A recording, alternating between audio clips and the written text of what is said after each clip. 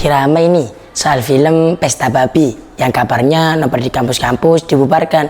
Kenapa ya sebuah film bisa memicu dua reaksi yang sangat kontras? Hari ini kita coba lihat dari kacamata yang lebih jernih tanpa perlu memihak siapa-siapa.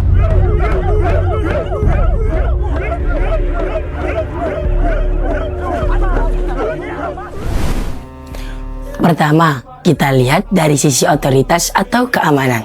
Alasan utama pembubaran karena menjaga kondusivitas. Dari sudut pandang ini, narasi film dianggap terlalu tajam dan berisiko, memicu terbelahnya masyarakat menjadi kelompok-kelompok yang saling bertentangan sehingga timbullah kegaduhan, terutama jika data yang disajikan dianggap kurang berimbang. Jadi, langkah ini diambil sebagai bentuk penjagaan konflik atau proteksi terhadap stabilitas nasional. Kedua, kita lihat dari sisi akademisi.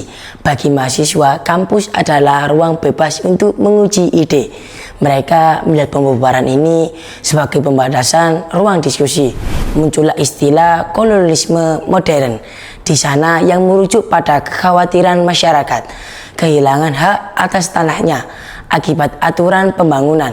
Bagi kelompok ini, film adalah alat untuk menyuarakan mereka yang tidak terdengar. Nah, soal judul Pesta Babi sendiri sebenarnya adalah kritik simbolis. Ini sindiran buat kebijakan bagi-bagi jatah yang hanya menguntungkan elit tertentu. Satu pihak melihat ini sebagai fitnah yang menyudutkan pembangunan, sementara pihak lain melihatnya sebagai pengingat agar pembangunan jangan sampai mengabaikan hak-hak warga kecil di Merauke.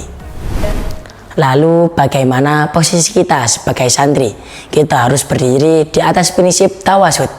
Pertama, soal menanggapi itu, Al-Quran dalam surah Al-Hujurat ayat 6 mengajarkan kita untuk bertabayun.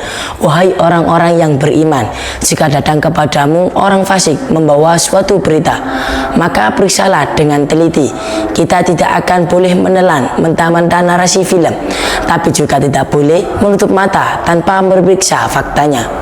Kedua, soal pembangunan. Dalam hadis riwayat Ahmad, Rasulullah SAW bersabda, tidak boleh ada bahaya dan tidak boleh membahayakan orang lain. La dharara wa la dirara. Artinya pembangunan itu bagus, tapi tidak boleh membawa kemudaratan bagi warga lokal. Satu lagi, dalam kitab Fathul Mu'in kita belajar kaidah kebijakan pemimpin terhadap rakyatnya harus bergantung pada kemaslahatan. Jadi indikator utamanya adalah kemaslahatan rakyat, bukan sekedar angka pembangunan. Jadi pembubaran diskusi itu langkah pengamanan yang tepat atau justru penutup pintu diskusi? Jawabannya mungkin ada di tengah-tengah. Yang pasti kita butuh ruang dialog yang dingin untuk membahas nasib saudara kita di Papua Selatan tanpa harus saling curiga. Pembangunan butuh stabilitas, tapi stabilitas butuh keadilan. Menurut kalian gimana? Yuk diskusi dengan santun di kolom komentar.